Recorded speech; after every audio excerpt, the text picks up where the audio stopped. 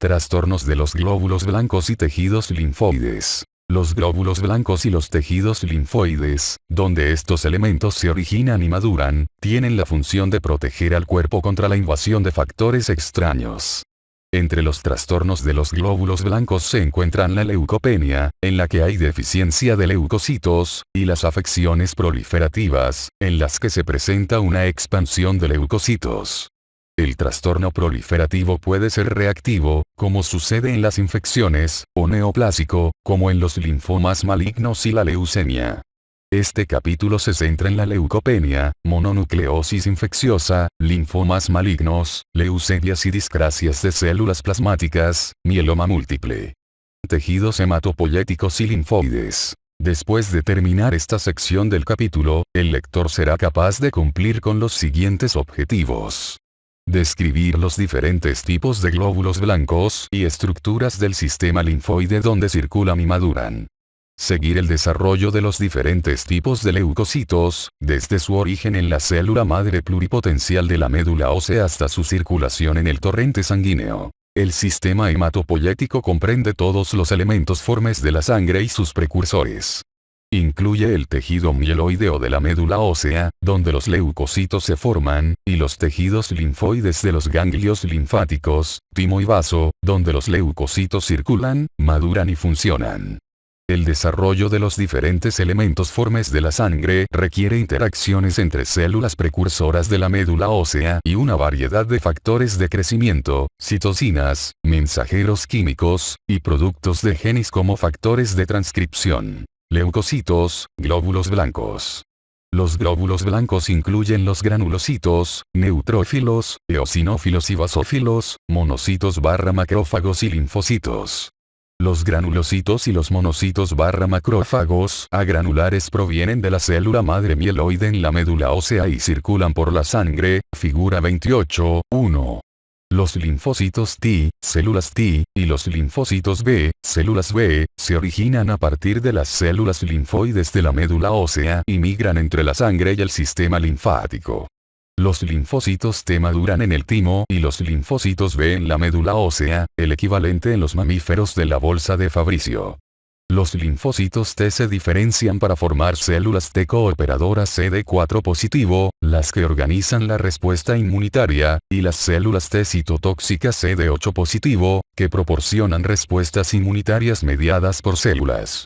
Los linfocitos B se diferencian para formar células plasmáticas que producen inmunoglobulinas. Otra población de linfocitos comprende los linfocitos grandes granulares, o células citolíticas naturales, que no comparten la especificidad o características de los linfocitos T o B, pero son capaces de lisar células diana. Médula ósea y hematopoiesis. El sistema hematopoyético completo, con toda su complejidad, proviene de una pequeña cantidad de células madre que se diferencian para dar origen a elementos formes de la sangre y reabastecer a la médula ósea mediante un proceso de autorrenovación. Todos los precursores hematopoyéticos, incluidas las series eritroides, glóbulos rojos, mielocitos, granulocitos y monocitos, linfocitos, células T y células B, y megacariocitos, plaquetas, provienen de una pequeña población de células llamadas células madre pluripotenciales, figura 28.2. Estas células son capaces de proporcionar células progenitoras para la mielopoiesis y linfopoiesis, procesos mediante los que se obtienen las células mieloides y linfoides de la sangre. Varios niveles de diferenciación llevan al desarrollo de células unipotenciales, progenitoras de cada uno de los diferentes tipos de elementos formes de la sangre. Factores de crecimiento hematopoyético. Al igual que en la eritropoiesis, la leucopoiesis o producción de glóbulos blancos es controlada por factores de crecimiento hematopoyético. Estos son una familia de glucoproteínas que apoyan la formación de colonias hematopoyéticas y se pueden clasificar en 3 grupos. Factores de crecimiento que tienen relación con el desarrollo de un linaje celular específico, los que afectan a las células progenitoras multipotenciales tempranas y los que inducen la expresión de genes de factor de crecimiento en otras células. Las citocinas o mensajeros químicos, como interleucina 1, interleucina 4, interleucina 6 e interferón, actúan en forma sinérgica para apoyar las funciones de los factores de crecimiento. Existen varios factores de crecimiento de un linaje específico. Eritropoyetina, factor estimulante de colonias de granulocitos macrófagos y factor estimulante de colonias de monocitos macrófagos. Aunque los factores de crecimiento hematopoyético actúan en distintos puntos de la trayectoria de la proliferación y diferenciación, sus funciones se traslapan.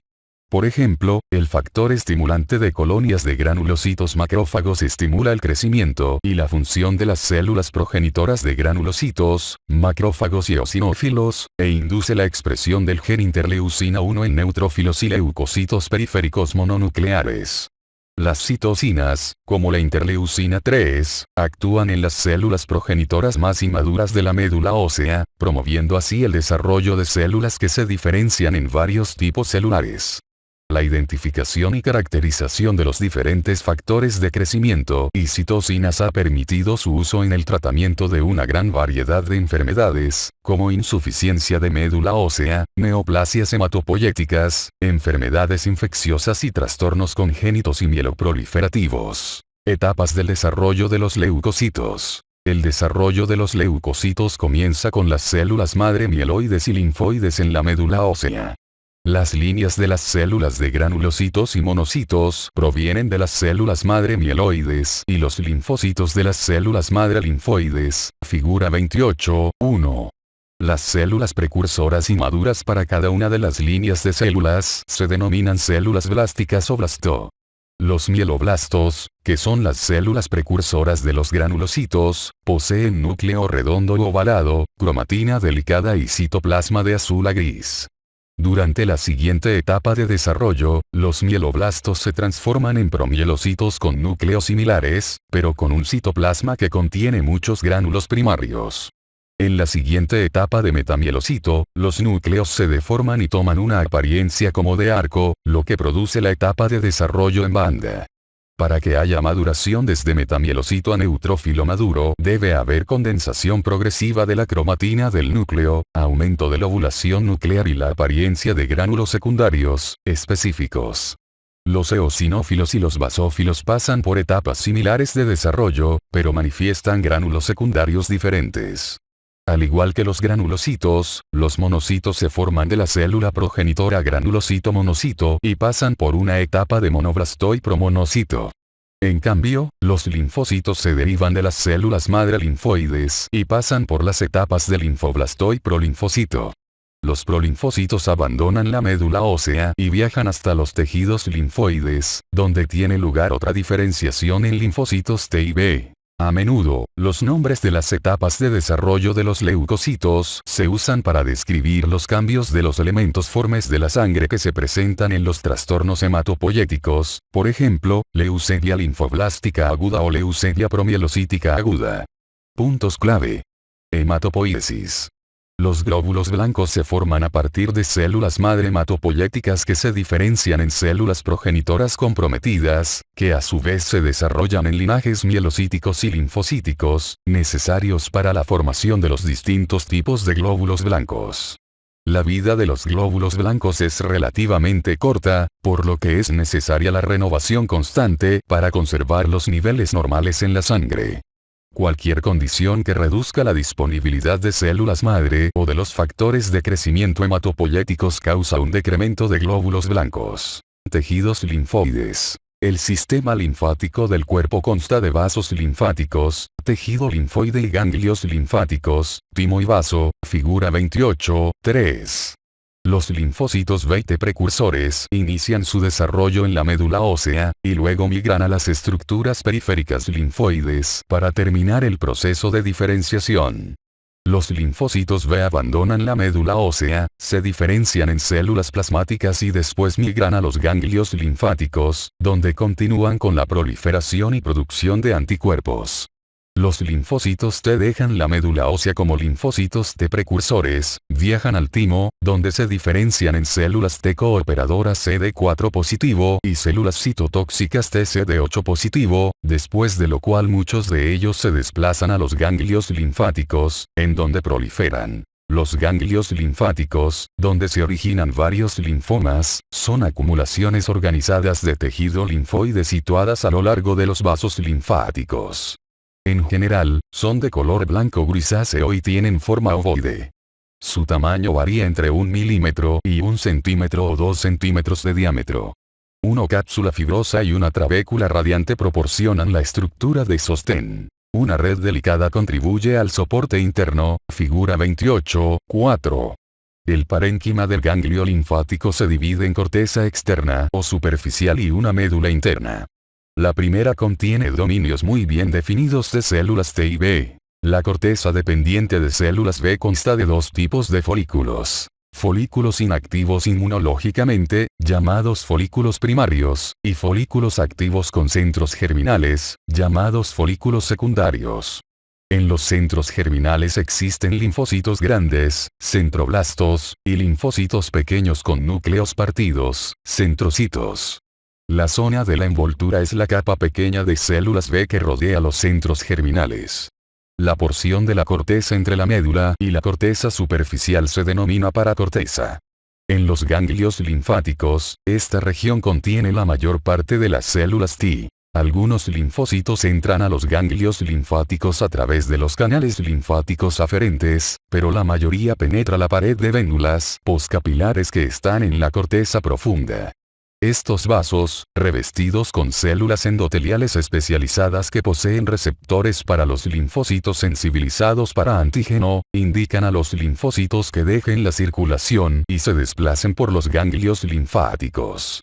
Tanto las células B como las T abandonan el torrente sanguíneo a través de estos canales. Las células T permanecen en la paracorteza y las B migran al área folicular de la corteza. La mayoría de los linfocitos dejan el ganglio linfático al entrar a los senos linfáticos, desde donde ingresan al vaso linfático eferente. El tubo digestivo, las vías respiratorias y el sistema urogenital están protegidos por acumulaciones de tejido linfoide no encapsulado. Esta forma de tejido se denomina tejido linfoide difuso asociado a mucosas, dado que está unido a membranas mucosas, figura 28.5. Los linfocitos se encuentran en el subepitelio de estos tejidos. Los linfomas surgen del tejido linfoide difuso asociado a mucosas y del tejido del ganglio linfático. En resumen, el desarrollo del leucocito o glóbulo blanco comienza con las células madre mieloides y linfoides en la médula ósea. Las líneas celulares del granulocito y del monocito provienen de las células madre mieloides, y los linfocitos de las células madre linfoides. Las células precursoras y maduras para cada una de las líneas celulares se llaman células blásticas, y pasan por etapas de maduración posterior antes de transformarse en granulocitos, monocitos o linfocitos maduros. Con frecuencia, los nombres de estas etapas de desarrollo se usan para describir los cambios de los elementos formes de la sangre que tienen lugar en los trastornos hematopoyéticos. El sistema linfático consiste en una red de vasos linfáticos, ganglios y tejidos donde los linfocitos B y T logran su diferenciación total. Los ganglios linfáticos, donde se originan muchos linfomas, poseen una corteza externa o superficial y una médula interna. La corteza contiene los dominios muy bien definidos de células B y células T. La corteza dependiente de células B consta de dos tipos de folículos, a saber, folículos primarios y folículos activos que contienen centros germinales, llamados folículos secundarios. La mayoría de las células T están en la paracorteza, la zona entre las cortezas medular y superficial. Trastornos no neoplásicos de los glóbulos blancos. Después de terminar esta sección del capítulo, el lector será capaz de cumplir con los siguientes objetivos. Definir los términos leucopenia, neutropenia, granulocitopenia y anemia aplásica. Describir el mecanismo de la producción de síntomas en la neutropenia. En la circulación periférica, la cantidad de leucocitos o glóbulos blancos normalmente varía entre 5.000 y 10.000 células por microlitro, que también se expresa como 5 a 10 por 10 al cubo células por microlitro, o bien, 5.000 a 10.000 células por milímetro cúbico de sangre. Entre los trastornos no neoplásicos de los glóbulos blancos se encuentran una deficiencia de leucocitos, leucopenia, y alteraciones proliferativas en las que se presenta un aumento de leucocitos. Neutropenia, agranulocitosis. El término leucopenia describe una disminución en la cantidad absoluta de leucocitos en la sangre. A veces, la leucopenia afecta a cualquiera de los tipos específicos de glóbulos blancos, pero lo más común es que afecte a los neutrófilos. Estos constituyen la mayoría de los leucocitos de la sangre y desempeñan una función determinante en el mecanismo de defensa del hospedero contra la infección. Migran a los lugares donde está la infección y fagocitan, digieren y destruyen los microorganismos. Por consiguiente, una reducción en la cantidad de neutrófilos, neutropenia, pone a la persona en riesgo de padecer una infección. El riesgo de infección secundaria a neutropenia y la gravedad de la infección son directamente proporcionales a la cuenta absoluta de neutrófilos y la duración de la neutropenia. La cuenta absoluta de neutrófilos se determina con base en la siguiente fórmula. La cuenta absoluta de neutrófilos es igual a % de neutrófilos más % de bandas, recuento total de leucocitos. En teoría, la cuenta absoluta de neutrófilos es 1000 por microlitro. Si es menor de 500 células por milímetro cúbico, el hospital debe tomar precauciones para proteger del ambiente a la persona. La neutropenia se refiere de manera específica a una cantidad inusualmente baja de neutrófilos. Casi siempre se define como una cuenta de neutrófilos circulantes menor de 1000 por microlitro. La granulocitosis denota una ausencia virtual de neutrófilos. En la anemia aplásica, el paciente tiene agotadas todas las células madre mieloides. Como resultado, hay anemia, trombocitopenia y agranulocitosis. Existe pancitopenia cuando las concentraciones de todos los glóbulos rojos, los glóbulos blancos y las plaquetas son consideradas muy bajas. La neutropenia es resultado de una producción reducida de neutrófilos, la utilización o destrucción aceleradas, o migración desde la sangre a los compartimentos tisulares. Esto puede estar presente desde el nacimiento, congénita, o surgir a partir de una diversidad de factores que se presentan posteriormente y carecen de un componente hereditario, adquirida. Neutropenia congénita. Los trastornos hereditarios de proliferación y maduración de las líneas de células madre mieloides son un tanto raros. Dos de los más graves tipos hereditarios de neutropenia congénita son la neutropenia cíclica y la neutropenia congénita grave. Asimismo, hay varios trastornos congénitos de inmunodeficiencia que están acompañados de neutropenia grave, incluso las inmunodeficiencias combinadas graves y la inmunodeficiencia variable común. Además de las formas hereditarias de neutropenia que surgen en la infancia, una neutropenia neonatal aloinmunitaria surge debido a la transferencia transplacentaria de anticuerpos maternos. La neutropenia neonatal aloinmunitaria ocurre después de la transferencia transplacentaria de aloanticuerpos maternos dirigidos a los neutrófilos de un lactante, análoga a la enfermedad hemolítica RH. En el trastorno suele presentarse destrucción fagocítica de neutrófilos revestidos con anticuerpo por parte de macrófagos del vaso. A veces, los lactantes afectados manifiestan retraso en la separación del cordón umbilical, infección leve en la piel, fiebre y neumonía en las primeras 2 semanas de vida. La neutropenia periódica o cíclica es una afección autosómica dominante rara con expresión variable, que inicia en la infancia y persiste durante décadas. El trastorno surge a partir de una anomalía reguladora que afecta a los precursores hematopoyéticos tempranos y se relaciona con el gen de la elastasa, una proteasa que degrada factores virulentos en las bacterias, de los neutrófilos. Se caracteriza por oscilaciones regulares y periódicas de neutrófilos periféricos, que van desde valores normales hasta neutropénicos cada 18 a 24 días. Durante los periodos neutropénicos, la mayoría de los pacientes presenta fiebre, estomatitis y faringitis, rara vez asociadas con agrandamiento de los ganglios linfáticos. En ocasiones, aparecen infecciones graves. Los ciclos suelen volverse menos notables en los adultos mayores y el trastorno empieza a parecerse a la neutropenia crónica. La neutropenia congénita grave, o síndrome de Cosman, se caracteriza porque se detiene la maduración mieloide en la etapa promielocítica del desarrollo que se hereda como un rasgo autosómico dominante o autosómico recesivo. Por lo regular, la enfermedad autosómica dominante se relaciona con mutaciones en el gen de la elastasa de los neutrófilos, lo que a su vez causa apoptosis de las células mieloides de la médula ósea.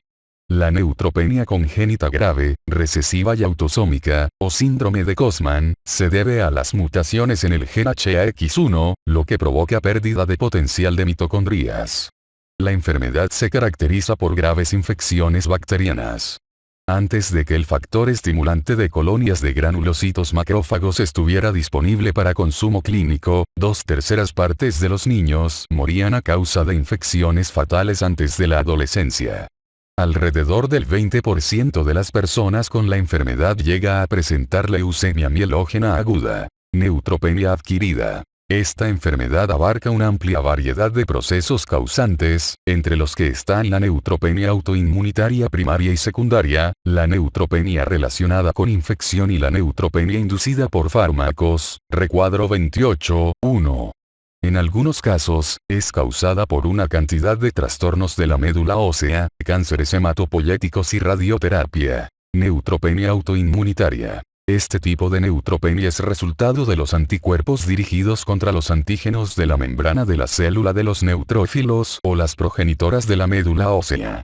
Las formas autoinmunitarias de neutropenia se pueden clasificar como primarias, es decir, las que no se relacionan con otros procesos patológicos detectables, o secundarias, es decir, las vinculadas con otras enfermedades. La neutropenia autoinmunitaria primaria es un trastorno raro de la primera infancia durante la cual se detecta neutropenia de moderada a grave. Por lo regular, la enfermedad es benigna, con infección de leve a moderada en los niños. La afección es rara en adultos. Como este trastorno remite solo, el tratamiento se limita al consumo de antimicrobianos en el caso de personas con infecciones recurrentes. A menudo, la neutropenia autoinmunitaria secundaria se relaciona con trastornos autoinmunitarios sistémicos, sobre todo artritis reumatoide y lupus eritematoso sistémico. El síndrome de Felty, una variante de artritis reumatoide, es una triada de esplenomegalia, infecciones pulmonares recurrentes y neutropenia. La neutropenia es resultado de anticuerpos antineutrófilos y altas concentraciones de complejos inmunitarios circulantes, los que inducen apoptosis en los neutrófilos.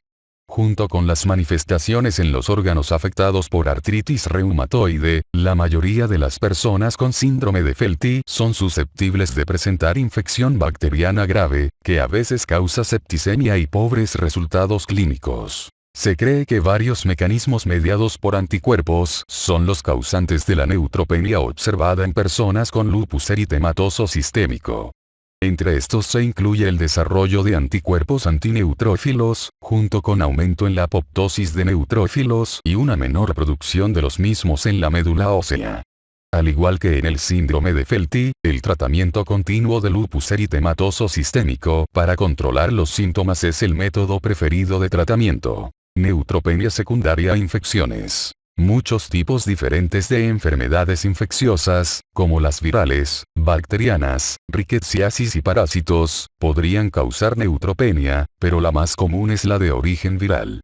Las infecciones generan neutropenia de múltiples maneras, como la producción reducida de neutrófilos, pérdida de neutrófilos por toxinas o problemas que derivan en el secuestro de neutrófilos en el vaso.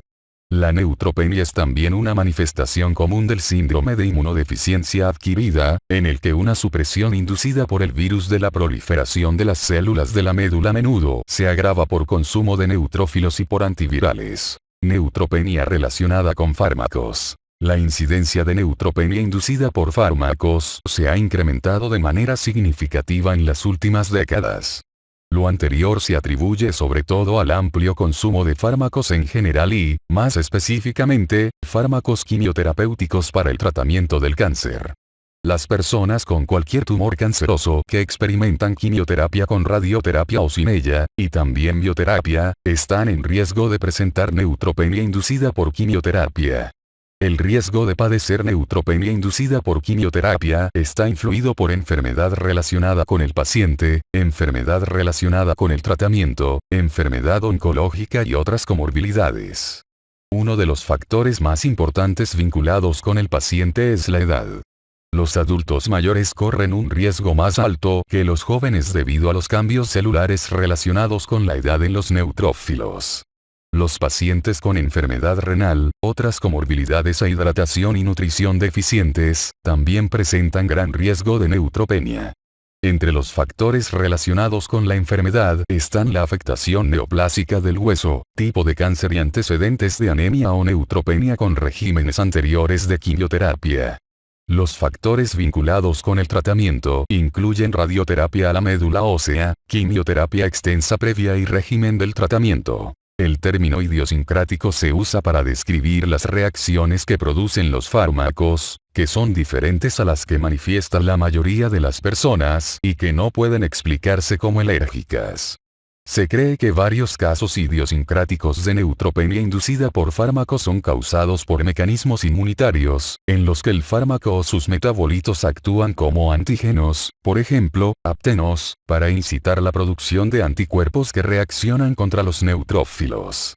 En el caso de la formación de aptenos, al suspender el fármaco por lo general se resuelve la neutropenia en una semana o dos. Se ha demostrado que algunos medicamentos, como el antipsicótico clozapina, generan apoptosis acelerada de neutrófilos. También se ha demostrado que la clozapina causa granulocitosis en una cantidad pequeña pero significativa de personas. La reacción es reversible al dejar de administrarse el fármaco.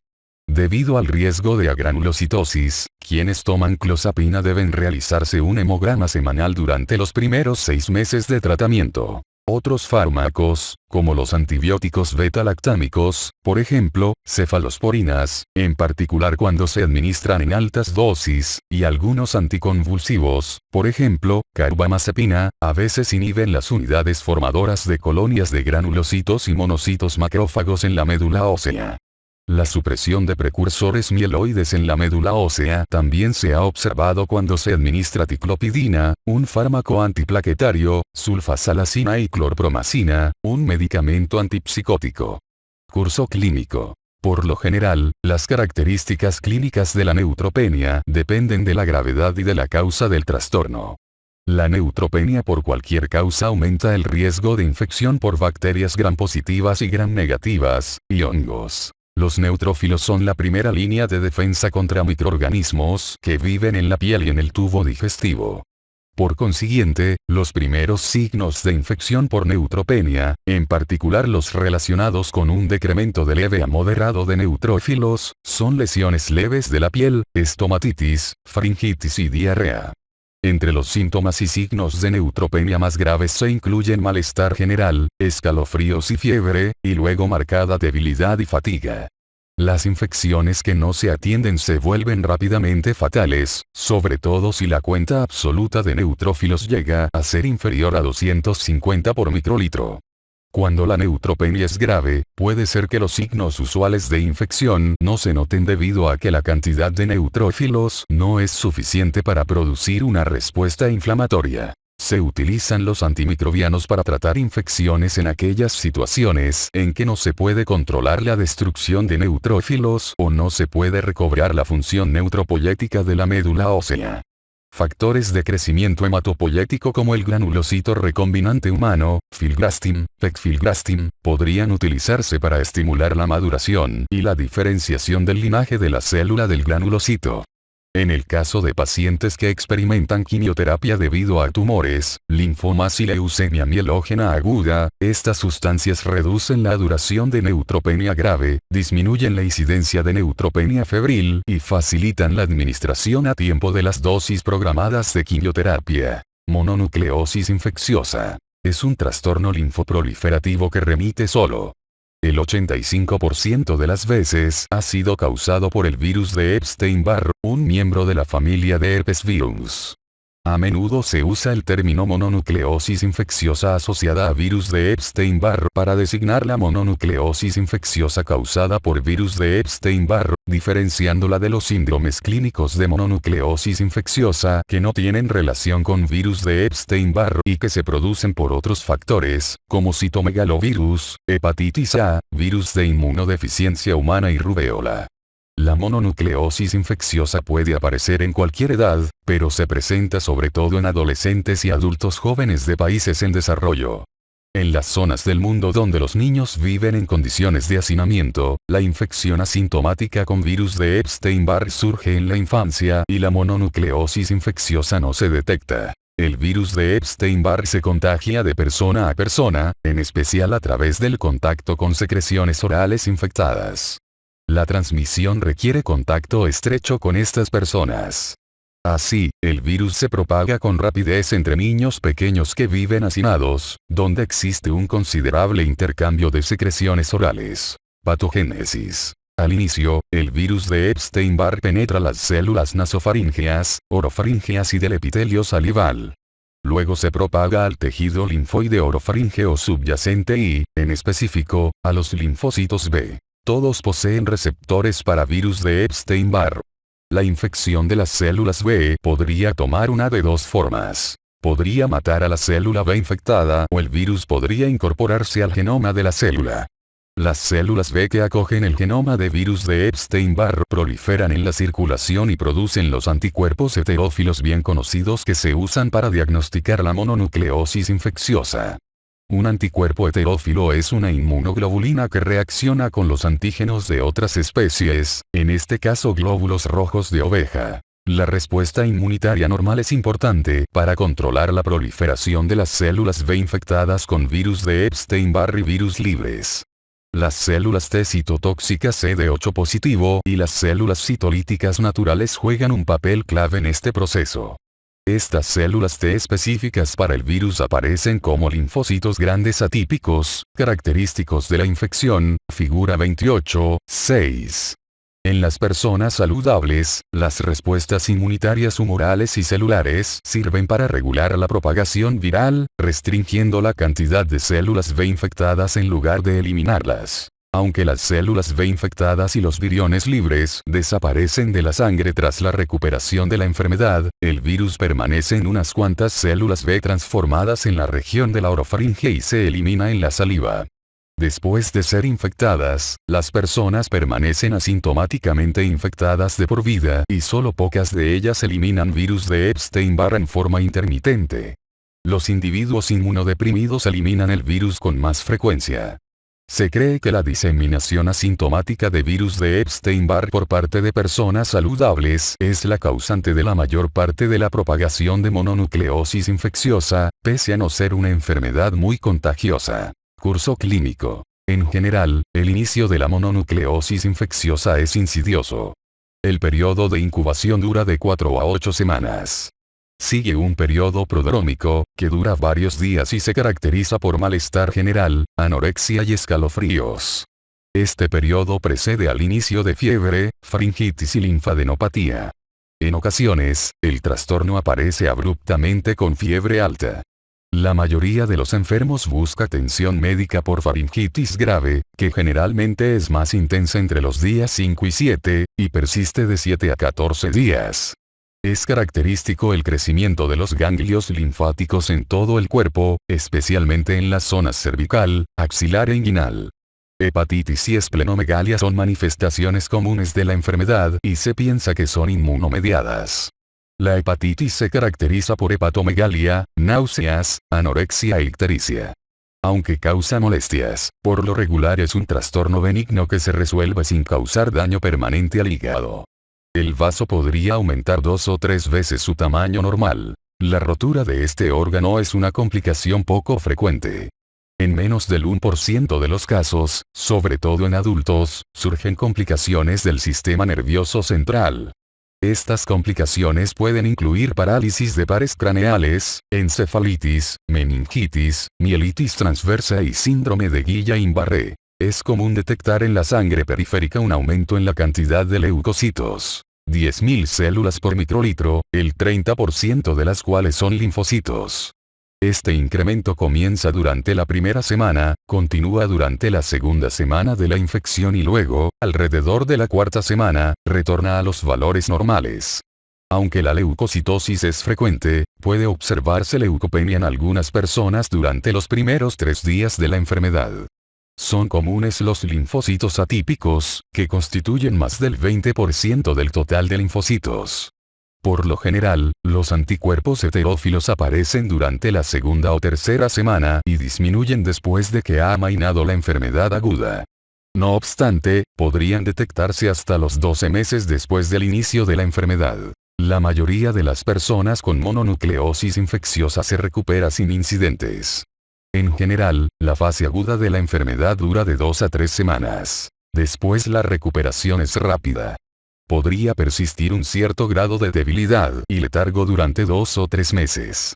El tratamiento es de apoyo y se enfoca principalmente en los síntomas. En personas con inmunodeficiencias que ocasionan defectos en la inmunidad celular, por ejemplo, infección por virus de inmunodeficiencia humana, receptores de órganos tratados con inmunosupresores o con trasplante de médula ósea, la infección con el virus de Epstein-Barr podría contribuir al desarrollo de trastornos linfoproliferativos, por ejemplo, linfoma de Hodgkin o no hodgkiniano. Estas personas tienen daño en la inmunidad de las células T y son incapaces de controlar la proliferación de las células B infectadas con virus de Epstein-Barr. Resumen. La neutropenia, que representa una notable reducción en la cantidad absoluta de neutrófilos, es uno de los principales trastornos relacionados con los glóbulos blancos. Puede ser congénita o adquirida. La primera consiste sobre todo en neutropenia cíclica, que se caracteriza por oscilaciones cíclicas, 18 a 24 días, de neutrófilos periféricos y neutropenia congénita grave o síndrome de Kostman, que se relaciona con infecciones bacterianas graves. Las neutropenías adquiridas abarcan una amplia variedad de procesos causales, como supresión de médula ósea mediada inmunológicamente o lesión y destrucción de los neutrófilos. Mecanismos mediados por infección, como aumento en la utilización periférica. Y mecanismos mediados por fármacos, en particular los relacionados con el empleo de quimioterapéuticos contra el cáncer. La neutropenia también podría ser causada por diversas afecciones de médula ósea, tumores hematopoyéticos y radioterapia. Puesto que los neutrófilos son esenciales en la defensa del hospedero contra las infecciones bacterianas o micóticas, las infecciones graves o que ponen en peligro la vida son comunes en personas con neutropenia. La mononucleosis infecciosa es un trastorno linfoproliferativo que remite por sí solo, causado por el virus de Epstein-Barr linfotrópico B, un miembro de la familia de herpesvirus. La incidencia más alta de mononucleosis infecciosa se detecta en adolescentes y adultos jóvenes, y se encuentra con más frecuencia en las clases socioeconómicas superiores de los países en desarrollo. Por lo general, el virus se transmite en la saliva. Se caracteriza por fiebre, linfadenopatía generalizada, dolor de garganta y la aparición de linfocitos atípicos y de varios anticuerpos en la sangre, incluidos los anticuerpos heterófilos bien conocidos, que sirven para diagnosticar la mononucleosis infecciosa. La mayoría de las personas que presentan mononucleosis infecciosa se recupera sin incidentes. El tratamiento es de apoyo y se centra en gran medida en los síntomas. Trastornos neoplásicos de origen linfoide y hematopoyético. Después de terminar esta sección del capítulo, el lector será capaz de cumplir con los siguientes objetivos. Usar los conceptos que se relacionan con los tejidos linfoides central y periférico para describir el lugar de origen de los linfomas malignos y las leucemias. Explicar cómo los cambios en la estructura de los cromosomas y en la función del gen contribuyen al desarrollo de linfomas malignos y leucemias. Los trastornos neoplásicos de origen linfoide son los más importantes de los trastornos relacionados con los glóbulos blancos. La neoplasia de origen linfoide puede surgir tanto de células B como T, así como de tumores que representan varias etapas del desarrollo de los linfocitos.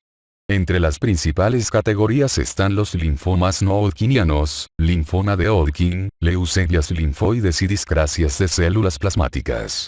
Las características clínicas de estas neoplasias las determina en gran medida su célula de origen, la célula progenitora a partir de la cual se generaron, y los fenómenos moleculares que tuvieron lugar para que se transformaran en una neoplasia maligna. Como los elementos formes de la sangre circulan por todo el organismo, con frecuencia estas neoplasias se diseminan a partir de su origen. Linfomas malignos. Los linfomas son un grupo diverso de tumores sólidos compuestos de células linfoides neoplásicas que varían con respecto a características moleculares, genética, presentación clínica y tratamiento. En 2011 alrededor de 8.830 nuevos enfermos de linfoma de Hodgkin se diagnosticaron en Estados Unidos. De estos, 1.300 murieron. La incidencia del linfoma no hodgkiniano aumentó con 66.360 nuevos casos y 19.320 decesos en 2012 en Estados Unidos. A partir de los años 70 del siglo pasado, la incidencia del linfoma no hodgkiniano casi se ha duplicado. Los niños tienen menos probabilidades de ser diagnosticados con linfoma no hodgkiniano. Sin embargo, hubo cerca de 500 niños enfermos de linfoma no hodgkiniano de hasta 14 años y 800 casos nuevos de linfoma de Hodgkin en niños de hasta 19 años de edad. Linfomas no hodgkinianos. Los linfomas no hodgkinianos representan un grupo de células B, células T o células citolíticas naturales de origen clínicamente diverso.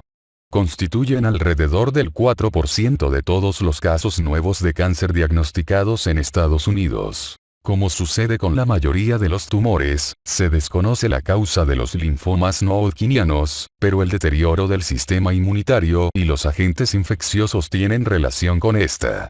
Existe evidencia de infección por el virus de Epstein-Barr en prácticamente todos los pacientes con linfoma de Burkitt, que es endémico de algunas partes de África. Un segundo virus, el virus linfotrópico humano de las células T, HTLV-1, endémico de las islas del suroeste de Japón, se ha relacionado con leucemia/linfoma de células T en el adulto.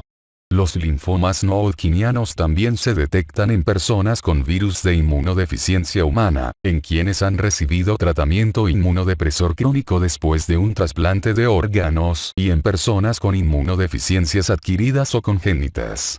Asimismo, se reporta que existe una relación entre infección por Helicobacter pylori y linfoma de tejido linfoide difuso asociado a mucosas de bajo grado en el estómago. Los linfomas no hodgkinianos se pueden originar en cualquiera de los tejidos linfoides, pero la mayoría de ellos surge en los ganglios linfáticos.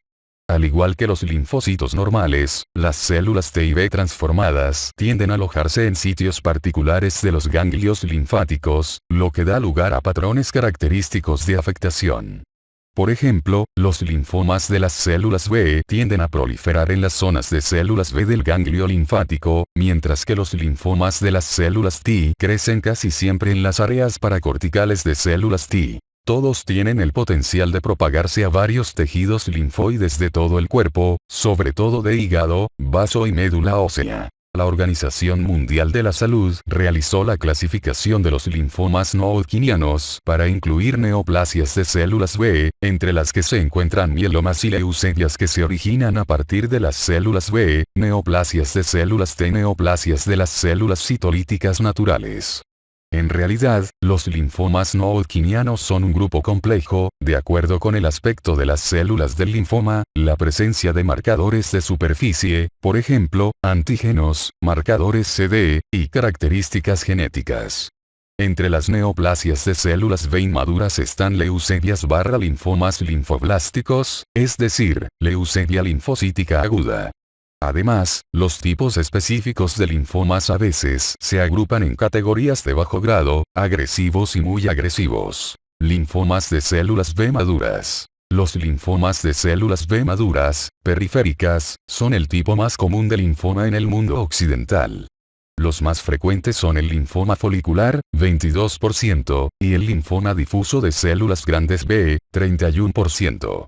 El linfoma linfocítico pequeño, el linfoma de células del manto, el linfoma de células T periféricas y el linfoma tejido linfoide difuso asociado a mucosas llegan, juntos, al 28% del linfoma no hodgkiniano. Los linfomas foliculares se derivan de las células B del centro germinal y constan de una mezcla de centroblastos y centrocitos, figura 28.7. Los linfomas foliculares son una neoplasia particularmente común en Estados Unidos, donde constituyen alrededor de la tercera parte de todos los linfomas no hodgkinianos en adultos, con una incidencia máxima a los 60 años de edad.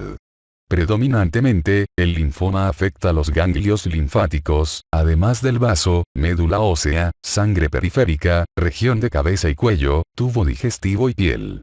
Con el tiempo, alrededor de 1 de cada 3 linfomas foliculares se transforma en linfoma difuso de células grandes B de rápido crecimiento. Los linfomas difusos de células grandes B son un grupo heterogéneo de neoplasias agresivas del centro germinal y posgerminal.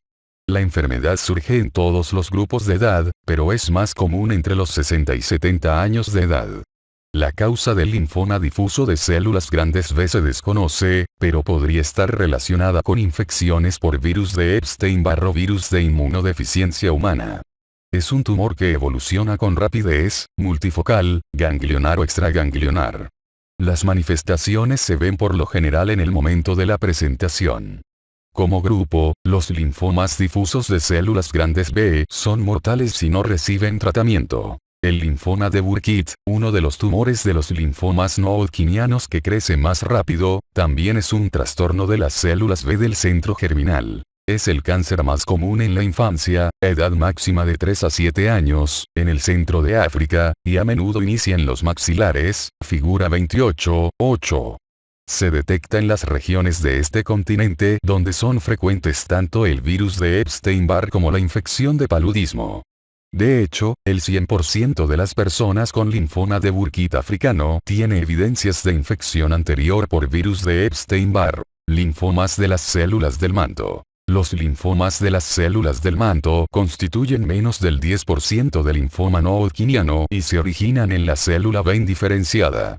Después de la etapa de precursoras, las células B pasan por reacomodos del gen de inmunoglobulina y desarrollan en la superficie células indiferenciadas B de inmunoglobulina M positiva e inmunoglobulina D positiva. Estas células dan origen al linfoma de células del manto, que no se presenta en niños, pero afecta a la población mayor, edad media, 60 años. Tiene un índice de crecimiento rápido y la mitad de los enfermos no sobrevive más de 3 años. Linfomas de zona marginal. Los linfomas de zona marginal afectan las células B de memoria de etapa tardía que residen en la zona marginal o compartimentos externos del folículo del ganglio linfático. Entre las variantes del linfoma del ganglio marginal están el linfoma de la zona marginal del vaso y linfomas de tejido linfoide difuso asociado a mucosas del estómago y otras superficies mucosas. Los linfomas de tejido linfoide difuso asociado a mucosas constituyen entre el 5% y el 10% de todos los linfomas no hodgkinianos de células B. Casi todos los linfomas de tejido linfoide difuso asociado a mucosas afectan el estómago u otros lugares con mucosa, como el sistema respiratorio.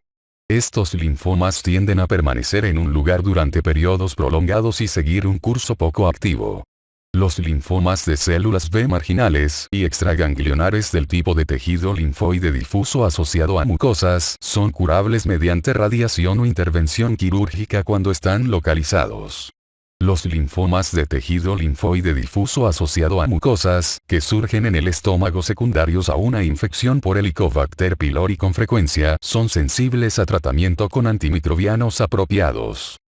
Manifestaciones clínicas. Las manifestaciones de los linfomas no hodgkinianos dependen del tipo de linfoma, es decir, si es poco activo o agresivo, y de la etapa de la enfermedad. Los pacientes con linfomas de lento crecimiento o poco activos por lo común presentan linfadenopatía indolora, que puede ser aislada o estar diseminada. Los ganglios linfáticos afectados podrían estar presentes en retroperitoneo, mesenterio y pelvis. Por lo general, en el momento del diagnóstico los linfomas poco activos ya están diseminados, y es frecuente que la médula ósea esté afectada. Con tratamiento o sin él, el curso natural de la enfermedad podría fluctuar entre 5 y 10 años o más. Con el tiempo, muchos linfomas de bajo grado devienen en formas más agresivas de linfoma/leucemia. En general, las personas con formas intermedias o más agresivas de linfoma presentan síntomas constitucionales que las acompañan, como fiebre, sudores nocturnos copiosos o adelgazamiento. Con frecuencia aumenta la susceptibilidad a las infecciones bacterianas, virales y micóticas relacionadas con hipogamaglobulinemia y una respuesta humoral deficiente de los anticuerpos, en vez de la inmunidad celular deteriorada que se ve en linfoma de Hodgkin. Debido a su crecimiento alto, estos linfomas tienden a ser sensibles a la radiación y quimioterapia. Diagnóstico y tratamiento. Se recurre a una biopsia de ganglio linfático para confirmar el diagnóstico de linfoma no hodgkiniano y a inmunofenotipos para determinar el linaje y la susceptibilidad a la clonación. La etapa de la enfermedad es importante para elegir un tratamiento para personas con linfoma no hodgkiniano. El tratamiento del linfoma no hodgkiniano depende del tipo histológico, etapa de la enfermedad y estado clínico del individuo. Cuando la enfermedad se encuentra en las primeras etapas que afecta a un solo ganglio o cuando la afectación es limitada, se podría aplicar radiación local como una modalidad sencilla de tratamiento. No obstante, como la mayor parte de las personas que padecen un linfoma poco activo tienen diseminada la enfermedad en el momento del diagnóstico, se recomienda la combinación de quimioterapia, bioterapia y radioterapia coadyuvante. Puntos clave. Linfomas malignos. Los linfomas representan tumores que surgen en los tejidos linfoides periféricos. Los linfomas no hodgkinianos son un grupo de cánceres linfocíticos heterogéneos que se originan en varios lugares y se diseminan a varios tejidos en todo el cuerpo, incluso a la médula ósea. Los linfomas de Hodgkin son un grupo de cánceres que se caracterizan por células de red Sternberg. Comienzan como un tumor en un solo ganglio linfático, que luego se extiende a los ganglios linfáticos adyacentes. Linfoma de Hodgkin. Es una forma especializada de linfoma que se caracteriza por la presencia de una célula anómala denominada célula de red Sternberg. Debido a que hay mejores tratamientos, los índices de mortalidad han disminuido más del 60% desde principios de 1970. La distribución de la enfermedad es bimodal. Con frecuencia se presenta en dos grupos de edad separados. El primero en la edad adulta temprana, 15 a 40 años, y el segundo en los adultos mayores, 55 años de edad o más. Solo del 10 al 15% de los casos de linfoma de Hodgkin se manifiestan en niños o adolescentes. Los linfomas de Hodgkin difieren de los linfomas no hodgkinianos en varios aspectos. Primero, los linfomas de Hodgkin por lo común se originan en un solo ganglio o cadena de ganglios, mientras que los linfomas no hodgkinianos surgen a menudo en lugares fuera de los ganglios y se diseminan a los ganglios anatómicamente contiguos. Segundo, los linfomas de Hodgkin se caracterizan por la presencia de grandes células tumorales, atípicas, mononucleares, llamadas células de red Sternberg, figura 28.9.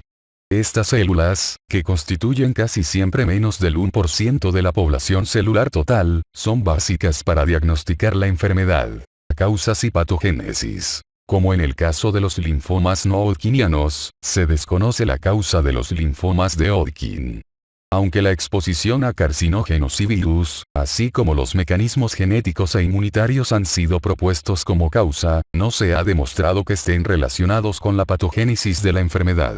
El origen de la célula de red Sternberg del linfoma de Hodgkin ha sido difícil de estudiar, en gran medida porque estas células no expresan muchos de los marcadores encontrados en los linfocitos. Solo de manera reciente se han ideado métodos que permiten el microanálisis de estas células y sus variantes. Mediante estos estudios se demostró que las células de red Sternberg de la mayoría de los casos individuales albergan genes de inmunoglobulinas idénticos que muestran evidencias de mutación, lo que establece que la célula de origen es una célula B del centro germinal o del centro posgerminal. Clasificación. La clasificación de la Organización Mundial de la Salud propone dividir los linfomas de Hodgkin en dos categorías principales. Linfoma de Hodgkin nodular con predominio de linfocitos, y linfoma de Hodgkin clásico. Los linfomas de Hodgkin nodulares con predominio de linfocitos representan solo una porción muy pequeña de todos los casos de linfoma de Hodgkin y es una forma exclusiva que por lo general muestra un patrón de crecimiento nodular, con áreas difusas o sin ellas y con raras células de red Sternberg llamadas en palomitas de maíz o LH linfohistiocyticas.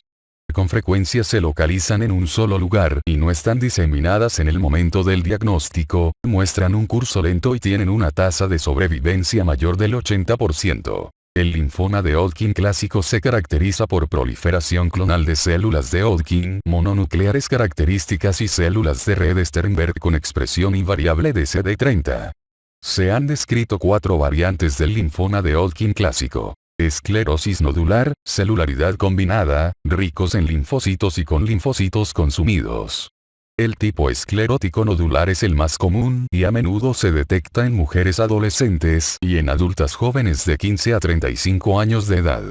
El linfoma de Hodgkin rico en linfocitos es una entidad recientemente definida y el linfoma de Hodgkin con linfocitos consumidos se encuentra raras veces. Manifestaciones clínicas. La mayoría de las personas con linfoma de Hodgkin muestran un crecimiento indoloro de un solo ganglio o grupo de ganglios. El ganglio linfático inicialmente afectado casi siempre está por arriba del nivel del diafragma, es decir, en el cuello, zona supraclavicular o axila. Las masas mediastínicas son frecuentes y a veces se descubren en una radiografía por otras causas.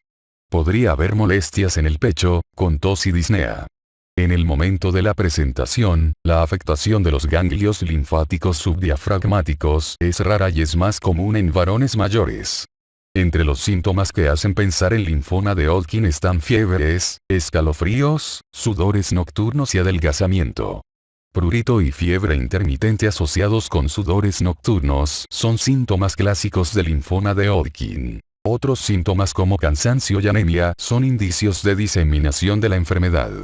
En las etapas avanzadas del linfoma de Hodgkin, el hígado, vaso, pulmones, tubo digestivo y en ocasiones el sistema nervioso central podrían estar afectados, figura 28.10.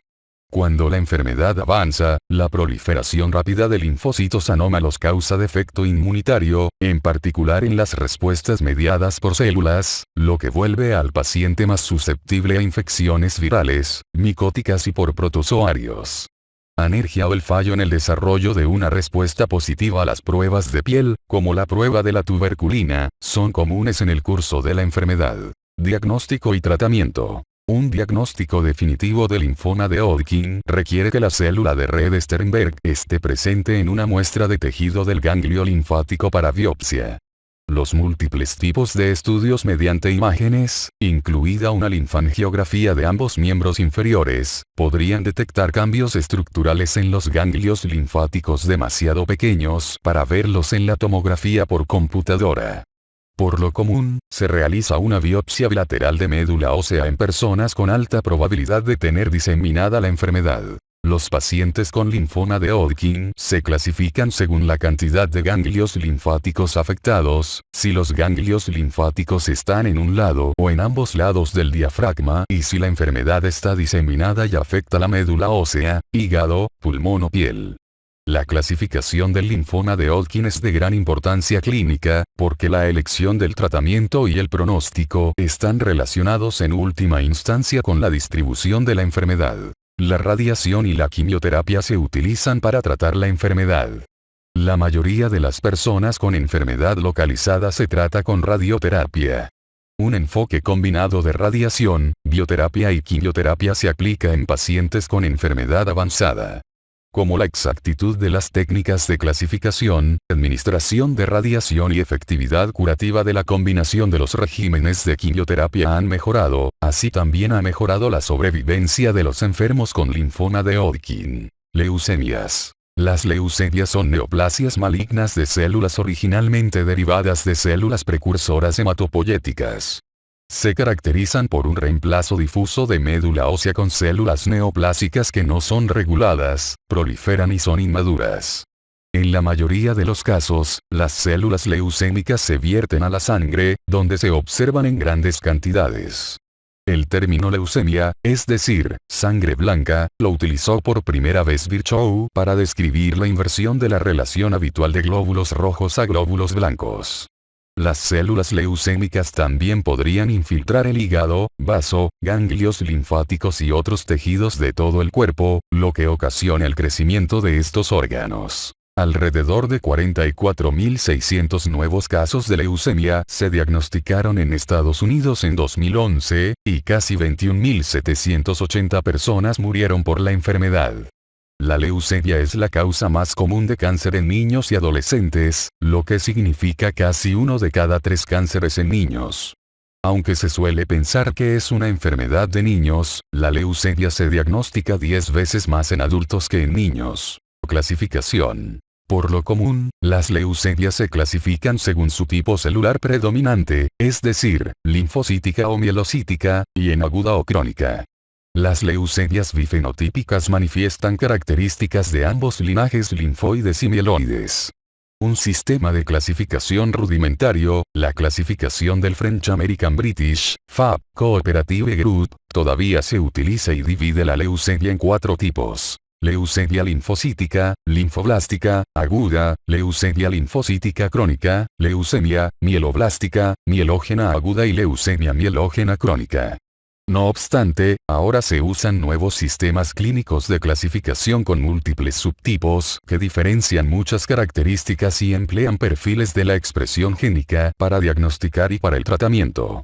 Las leucemias linfocíticas afectan a linfocitos inmaduros y a sus progenitores que se originan en la médula ósea, pero infiltran vaso, ganglios linfáticos, sistema nervioso central y otros tejidos. Las leucemias mielógenas afectan las células madre mieloides pluripotenciales en médula ósea e interfieren con la maduración de todos los elementos formes de la sangre, incluso granulocitos, eritrocitos y trombocitos. Causas y biología molecular. Se desconocen las causas de la leucemia. La incidencia de esta enfermedad es inusualmente alta entre personas que han estado expuestas a altos niveles de radiación. Su aumento también se relaciona con exposición a benceno, muchas toxinas desconocidas, fármacos, productos químicos y gases. La leucemia puede surgir como un segundo cáncer luego de la aplicación de fuertes dosis de quimioterapia para otros cánceres, como el linfoma de Hodgkin. El incremento en los casos de leucemia en personas con trastornos congénitos, como síndrome de Down, neurofibromatosis y anemia de Fanconi sugiere la existencia de una predisposición genética para padecer leucemia aguda. Asimismo, numerosos informes refieren la existencia de varios casos de leucemia en una misma familia. La aplicación de la biología molecular en la leucemia hace pensar que el fenómeno o fenómenos que causan los trastornos ejercen sus efectos a través de la alteración en la regulación de genes que de manera normal regulan el desarrollo de los elementos formes de la sangre y la homeostasis. Los estudios citogenéticos han mostrado que los cambios recurrentes en los cromosomas tienen lugar en más de la mitad de todos los casos de leucemia. Los más frecuentes son los cambios estructurales clasificados como translocaciones, que se escriben T821, en que una parte de un cromosoma, por ejemplo, 8, está en otro cromosoma, por ejemplo, 21, y viceversa. Las inversiones, que se escriben INV16, en que una porción de un cromosoma, por ejemplo, 16, está invertido, la parte superior está abajo, y ahora en orden inverso, pero sigue unido al cromosoma original. Y las delecciones, que se escriben del 7, o bien, -7, en las que parte de un cromosoma, por ejemplo, 7, ha desaparecido. Estos son los trastornos o alteraciones de genes específicos y productos de genes que ocurren en el lugar de estas aberraciones cromosómicas que contribuyen a que se desarrolle leucemia. En muchos ejemplos se muestra que estos genes y sus productos están directa o indirectamente relacionados con el desarrollo o mantenimiento normal del sistema hematopoyético.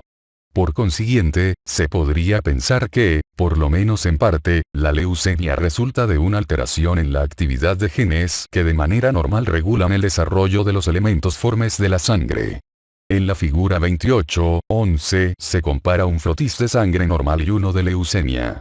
Los adelantos en la biología molecular relacionados con la leucemia están empezando a hacer que se entienda mejor la complejidad molecular de la leucemia para los objetivos de diagnóstico, clasificación, tratamiento y vigilancia de los resultados clínicos. Una de las translocaciones más estudiadas es el cromosoma Filadelfia, la primera anomalía cromosómica identificada en el cáncer.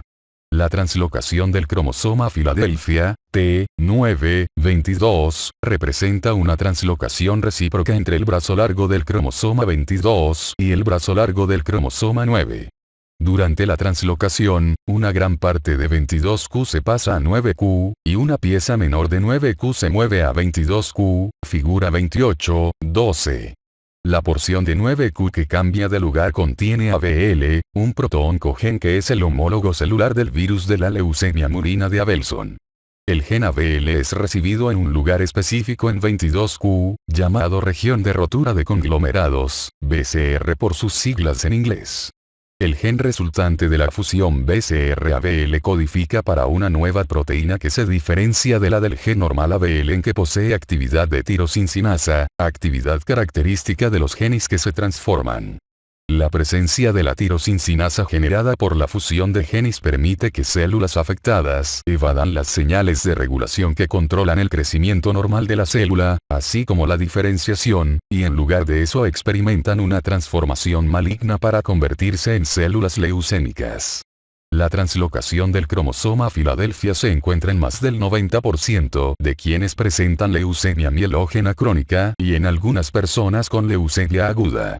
El perfeccionamiento de inhibidores de la tirosincinasa ha contribuido a un enfoque específico para tratar leucemias que presentan la translocación del cromosoma Filadelfia. Leucemias agudas son cánceres de las células progenitoras hematopoyéticas.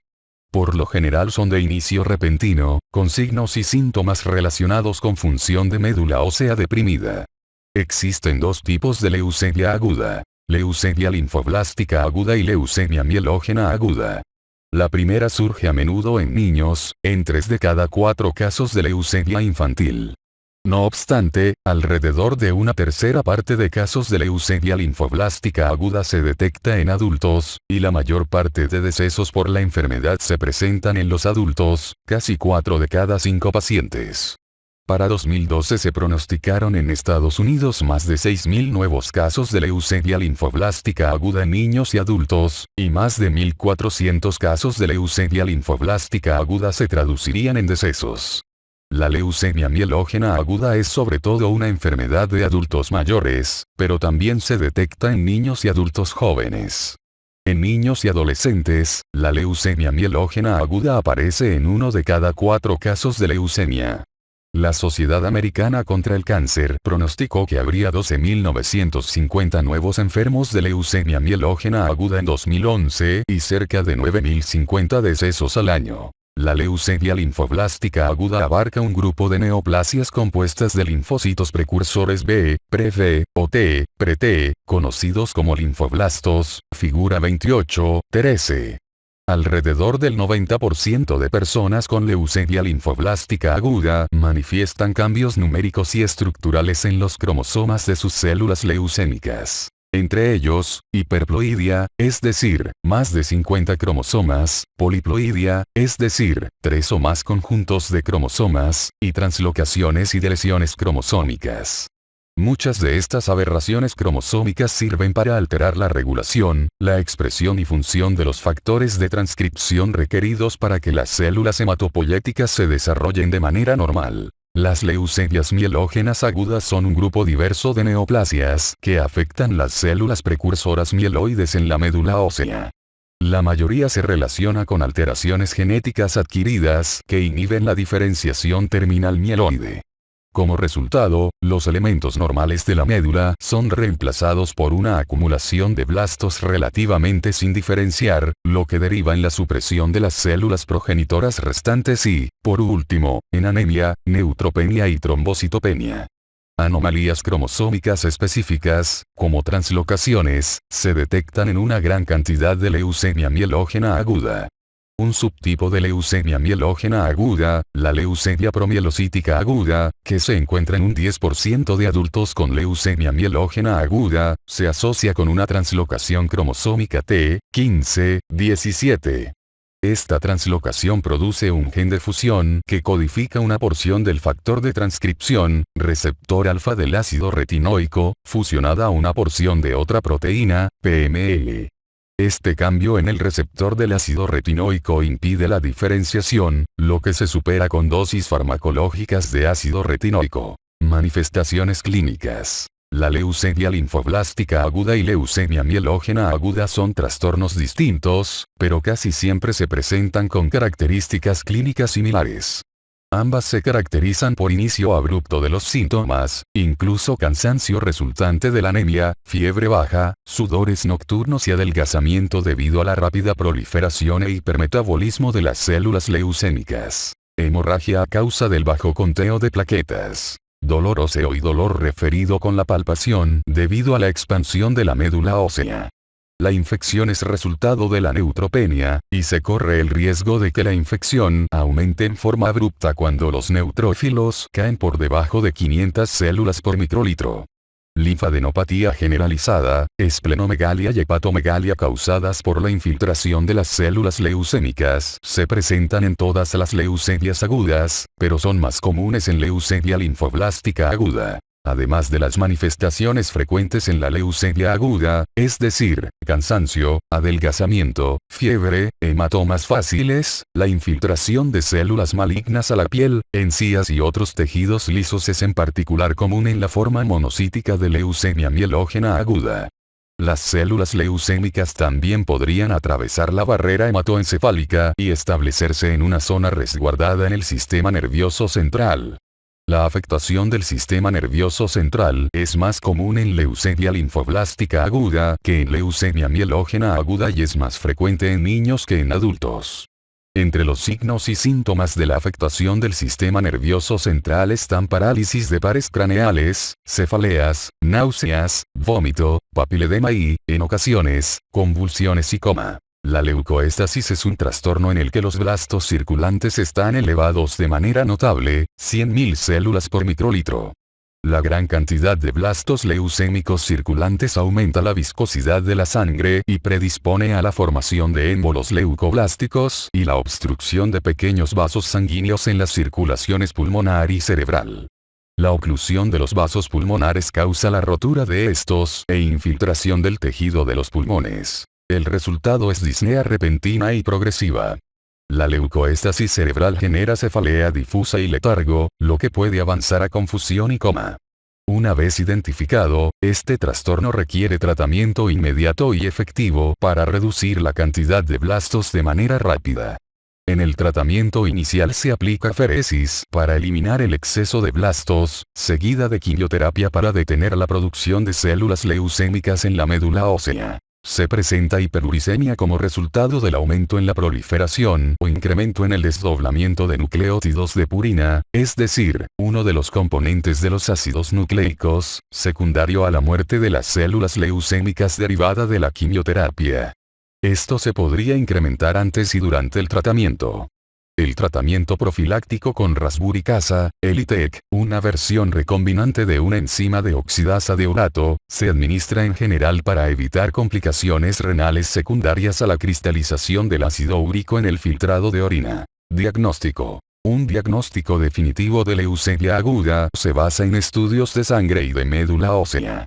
Se requiere la demostración de células leucémicas en la sangre periférica, médula ósea o tejido extramedular. Los hallazgos de laboratorio revelan la presencia de glóbulos blancos inmaduros, blastos, en la circulación y en médula ósea, donde podrían constituir del 60% al 100% de las células. Cuando estas células proliferan y empiezan a abarrotar la médula ósea, se suprime el desarrollo de otras líneas de elementos formes de la sangre en la médula. Por consiguiente, hay un déficit de células mieloides maduras, como eritrocitos, granulocitos y plaquetas. La anemia casi siempre está presente, y disminuyen las plaquetas. Se realiza un inmunofenotipo para establecer el subtipo de linaje de la leucemia. Se podría practicar una biopsia de médula ósea para determinar las características moleculares de la leucemia, el grado de afectación de la médula y la morfología e histología de la enfermedad. Los estudios citogenéticos, utilizados para determinar las anomalías cromosómicas, constituyen uno de los indicadores cromosómicos más potentes en caso de leucemia aguda. Algunas anomalías cromosómicas son más sensibles a ciertos tipos de tratamiento y tienen mejor pronóstico que otras. En leucemia mielógena aguda, al determinar la etapa de la enfermedad, se realiza una punción lumbar para valorar la afectación del sistema nervioso central. La tomografía computarizada del tórax, abdomen y pelvis son algunos de los estudios con imágenes a que se podría recurrir para identificar otros lugares de la enfermedad. Tratamiento. El tratamiento para leucemia linfoblástica aguda y leucemia mielógena aguda consta de varias fases e incluye, entre otras, tratamiento de inducción, diseñada para provocar una remisión. Tratamiento de intensificación, que se utiliza para producir una mayor reducción de células leucémicas después de que se logró una remisión, y tratamiento de mantenimiento, que sirve para conservar la remisión.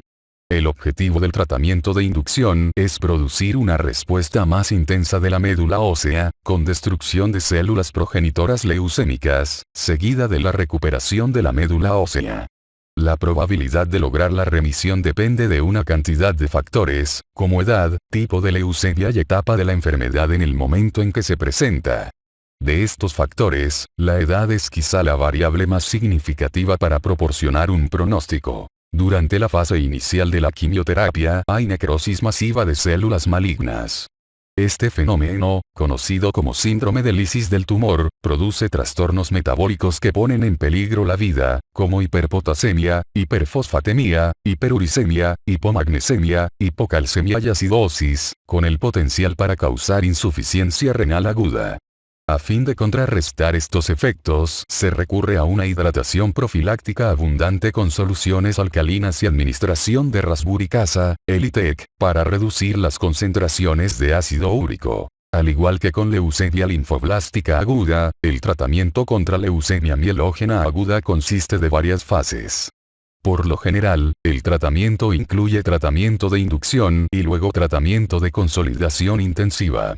El tratamiento de inducción consiste en quimioterapia intensiva para efectuar la aplasia de la médula ósea.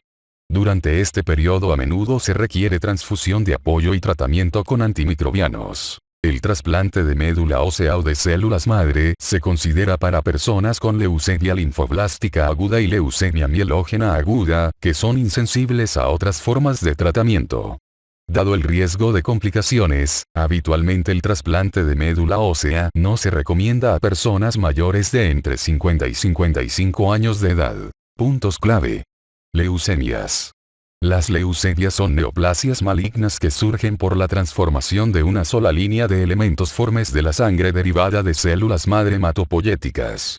Puesto que las células leucémicas son inmaduras y poco diferenciadas, proliferan con rapidez y tienen una vida prolongada. No funcionan con normalidad, interfieren con la maduración de los elementos formes normales de la sangre y circulan en el torrente sanguíneo. Cruzan la barrera hematoencefálica e infiltran muchos órganos del cuerpo. Leucemias crónicas. En contraste con las leucemias agudas, las leucemias crónicas son enfermedades en las que proliferan más células mieloides y linfoides completamente diferenciadas. Al igual que con la leucemia aguda, hay dos tipos principales de leucemia crónica: leucemia linfocítica crónica y leucemia mielógena crónica. En 2011 la primera representó alrededor de 14.570 nuevos casos y 4.380 decesos en Estados Unidos. Es sobre todo una enfermedad de los adultos mayores. En el momento del diagnóstico el promedio de edad es de aproximadamente 72 años. Rara vez se detecta en personas menores de 40 años y es extremadamente rara en niños.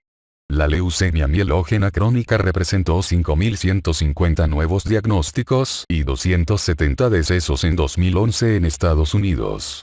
Al igual que con leucemia linfocítica crónica, es un trastorno detectado de manera predominante en adultos mayores, con promedio de edad de cerca de 67 años en el momento del diagnóstico. Leucemia linfocítica crónica. La leucemia linfocítica crónica, una enfermedad clonal de los linfocitos B, es la forma más común de leucemia en adultos en el mundo occidental.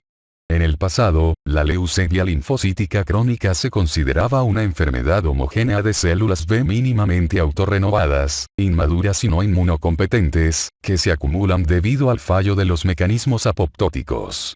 Algunas personas con leucemia linfocítica crónica sobreviven muchos años sin tratamiento y con el paso del tiempo sucumben a enfermedades sin relación, mientras que otras tienen una enfermedad rápidamente mortal a pesar del potente tratamiento.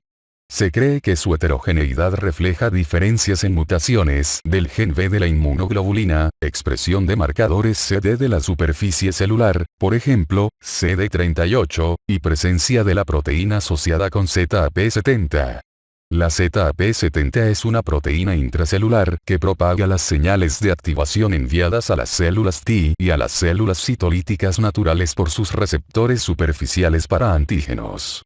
Rara vez se detecta en células B normales, pero sí en personas con leucemia linfocítica crónica. Los individuos con células leucémicas que presentan pocas o ninguna mutación del gen V, o con muchas células de CD38 positivo o ZAP70 positivo, a menudo experimentan un curso agresivo, mientras que los que tienen mutaciones del gen V, pero pocas células de CD38 positivo o ZAP70 positivo por lo general siguen un curso indolente. Los signos y síntomas clínicos de leucemia linfocítica crónica se relacionan en gran medida con la infiltración progresiva de la médula ósea y tejidos linfoides por linfocitos neoplásicos y con defectos inmunitarios secundarios. En general, los enfermos con la forma poco activa de leucemia linfocítica crónica son asintomáticos en el momento del diagnóstico, y la linfocitosis se detecta en un hemograma completo obtenido a causa de otro trastorno sin relación.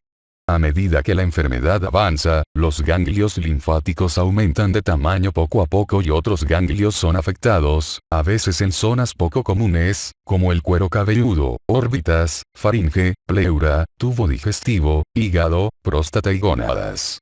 Las personas con la forma agresiva de leucemia linfocítica crónica sufren una secuencia más rápida de deterioro clínico, caracterizada por aumento de linfadenopatía, hepatoesplenomegalia, fiebre, dolor abdominal, adelgazamiento, anemia progresiva y trombocitopenia, además de rápido aumento de linfocitos. La hipogamaglobulinemia es común en leucemia linfocítica crónica, en especial en personas con enfermedad avanzada. El incremento en la susceptibilidad a infecciones refleja la incapacidad para producir anticuerpos específicos y activación anómala del complemento. Los microorganismos infecciosos más frecuentes son aquellos que requieren opsonización para poder eliminarlos, como Streptococcus pneumoniae, Staphylococcus aureus y Haemophilus influenzae. El factor diagnóstico distintivo de leucemia linfocítica crónica es la linfocitosis aislada. Por lo general, el conteo de glóbulos blancos es de más de 20.000 por microlitro, pero podría llegar a varios cientos de miles. Casi siempre, del 75 al 98% son linfocitos. El hematócrito y las plaquetas son normales cuando se presenta la enfermedad. Las pruebas para determinar la presencia de formas mutadas del gen de la inmunoglobulina, que en la actualidad se detecta solo en laboratorios de investigación, y la expresión del antígeno de superficie de CD38 y la proteína ZAP70 se podrían usar para establecer si la leucemia es de tipo poco activo o agresivo. Los estudios citogenéticos también podrían proporcionar información para el pronóstico. El descubrimiento de delección del cromosoma 17p11q es un indicador de mal pronóstico. El tratamiento para leucemia linfocítica crónica casi siempre depende de la presencia de indicadores pronósticos. Las personas con la forma de bajo riesgo o poco activa de leucemia linfocítica crónica no requieren tratamiento específico durante muchos años después del diagnóstico y, con el tiempo, mueren por causas aparentemente sin relación. Es importante transmitir a pacientes con esta enfermedad la tranquilidad de que pueden llevar una vida normal durante muchos años. Un número considerable de personas con enfermedad de riesgo intermedio podrían permanecer estables también durante muchos años, mientras que otras podrían padecer complicaciones y necesitar tratamiento en unos cuantos meses. La mayoría de quienes presentan leucemia linfocítica crónica de alto riesgo requieren tratamiento incluso en el momento del diagnóstico. Complicaciones como anemia hemolítica autoinmunitaria o trombocitopenia podrían necesitar tratamiento con corticoesteroides o esplenectomía. En personas más jóvenes con enfermedad del tipo agresivo, un tratamiento optativo es el trasplante de células madre depresor, destrucción de células de médula ósea por radiación o quimioterapia, o no mielodepresor. En el tipo de trasplante que no es mielodepresor, el objetivo es deprimir la médula, destruir las células leucémicas mediante los linfocitos del donador, lo que se conoce como efecto trasplante contra leucemia, y la recuperación de la médula con las células del donador. Leucemia mielógena crónica. Es un trastorno de las células progenitoras hematopoyéticas pluripotenciales. Se caracteriza por una proliferación excesiva de granulocitos, precursores eritroides y megacariocitos de la médula. Las células de leucemia mielógena crónica presentan una anomalía citógena distintiva, el ya descrito cromosoma Filadelfia. Se cree que la leucemia mielógena crónica surge cuando una célula madre hematopoyética pluripotencial adquiere un cromosoma Filadelfia. Aunque la leucemia mielógena crónica se origina en las células madre pluripotenciales, los precursores de los granulocitos siguen siendo el tipo celular leucémico dominante. En general, el curso clínico de leucemia linfocítica crónica se divide en 3 fases. 1. Fase crónica de duración variable. 2. Una fase corta acelerada. 3. Una fase terminal de crisis de blastos. El inicio de la fase crónica casi siempre es lento, con síntomas inespecíficos, como debilidad o adelgazamiento. El hallazgo de laboratorio más característico es leucocitosis con tipos de células de granulocitos inmaduros en la sangre periférica. Hay anemia y, finalmente, trombocitopenia. La anemia causa astenia, cansancio y disnea por esfuerzo. A menudo la esplenomegalia está presente en el momento del diagnóstico. La hepatomegalia es menos común y la linfadenopatía es relativamente rara. La fase acelerada de la leucemia mielógena crónica se caracteriza por crecimiento del vaso y síntomas progresivos. A menudo, la esplenomegalia causa una sensación de plenitud abdominal y molestias. Confirman la transformación a la fase acelerada un aumento en la cantidad de basófilos y más células inmaduras en la sangre o médula ósea. En esta fase aparecen los síntomas constitucionales, como fiebre baja, sudores nocturnos, dolor de huesos y adelgazamiento, debido a la rápida proliferación e hipermetabolismo de las células leucémicas. Las hemorragias y los hematomas fáciles podrían surgir a causa de las plaquetas disfuncionales. Por lo general, la fase acelerada es corta, de 6 a 12 meses. La fase terminal de crisis de blastos de leucemia mielógena crónica representa la evolución a leucemia aguda. Se caracteriza por un aumento de precursores mieloides en la sangre, sobre todo blastocitos. Los síntomas constitucionales se vuelven más intensos durante este periodo y la esplenomegalia podría aumentar de manera notable. Los infiltrados aislados de células leucémicas son capaces de afectar piel, ganglios linfáticos, huesos y sistema nervioso central. Puede haber síntomas de leucostasis con cantidades muy altas de blastos, mayor de 100.000 células por microlitro. Una característica diagnóstica de leucemia mielógena crónica es una cantidad elevada de glóbulos blancos, una cantidad media de 150.000 por microlitro en el momento del diagnóstico, aunque en algunos casos solo hay un moderado incremento. El signo distintivo de la enfermedad es la presencia del producto del gen BCR-ABL, que se detecta en la sangre periférica. Lo anterior se logra mejor mediante la reacción en cadena de la polimerasa, la que ha reemplazado a la citogenética para identificar el cromosoma Filadelfia. El examen de médula ósea no es necesario para el diagnóstico, pero es útil para el pronóstico y para detectar otras anomalías cromosómicas. Entre los objetivos del tratamiento de leucemia mielógena crónica están la respuesta hematológica caracterizada por hematograma normalizado, una respuesta citogenética demostrada por la reducción o eliminación del cromosoma Filadelfia en la médula ósea, y una respuesta molecular confirmada por la eliminación de la proteína de fusión BCR-ABL. El único tratamiento curativo disponible para leucemia mielógena crónica es el trasplante alogénico de médula ósea o de células madre. Los trasplantes mielodepresores están disponibles para niños y adultos menores de 60 años de edad que tienen un donador que sea hermano compatible con antígeno leucocitario humano o un donador compatible molecular que no sea de la familia. Los trasplantes no mielodepresores o mini-trasplantes se sugieren a personas menores de 70 años de edad que tienen hermanos compatibles con antígeno leucocitario humano o donadores compatibles con antígeno leucocitario humano que no son familiares. Discrasias de células plasmáticas. Se caracterizan por la expansión de un solo clon de células plasmáticas productoras de inmunoglobulina y un aumento resultante en las concentraciones de suero de una sola inmunoglobulina monoclonal o sus fragmentos. Entre las discrasias de células plasmáticas están el mieloma múltiple, plasmacitoma localizado, mieloma solitario, linfoma linfoplasmacítico, amiloidosis primaria o inmunocítica debida a la producción excesiva de cadenas ligeras, y gamapatía monoclonal de significado indeterminado. La gamapatía monoclonal de significado indeterminado se caracteriza por la presencia de inmunoglobulina monoclonal en el suero, sin otros hallazgos de mieloma múltiple. Se considera que gamapatía monoclonal de significado indeterminado es una condición premaligna. Por año, cerca del 2% de personas con gamapatía monoclonal de significado indeterminado padecerán discrasias de células plasmáticas, mieloma múltiple, linfoma linfoplasmacítico o amiloidosis. La fuerte relación entre gamapatía monoclonal de significado indeterminado y mieloma múltiple hace pensar que un primer fenómeno oncogénico produce gamapatía monoclonal de significado indeterminado y un segundo fenómeno origina mieloma múltiple. Mieloma múltiple. El mieloma múltiple es un tumor de células B de células plasmáticas diferenciadas terminales.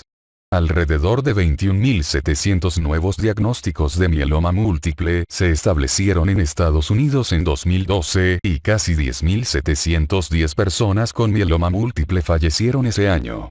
Se detecta con mayor frecuencia en personas mayores de 60 años de edad, y el promedio de edad de las personas con esta enfermedad es de 71 años. Se desconoce la causa del mieloma múltiple. Los supuestos factores de riesgo incluirían estimulación crónica e inmunitaria, trastornos autoinmunitarios, exposición a radiación ionizante y exposición laboral a plaguicidas o herbicidas, por ejemplo, dioxina. El mieloma se ha relacionado con la exposición al agente naranja durante la guerra de Vietnam. Una variedad de virus se ha relacionado con la patogénesis de esta enfermedad. Patogénesis. El mieloma múltiple se caracteriza por la proliferación de células plasmáticas malignas en la médula ósea y lesiones óseas osteolíticas en todo el sistema esquelético, figura 28.14. De manera similar a los tumores hematopoyéticos, ahora se reconoce que el mieloma múltiple se relaciona con anomalías cromosómicas, como delecciones de 13q y translocaciones que tienen que ver con el locus de inmunoglobulina G en el cromosoma 14.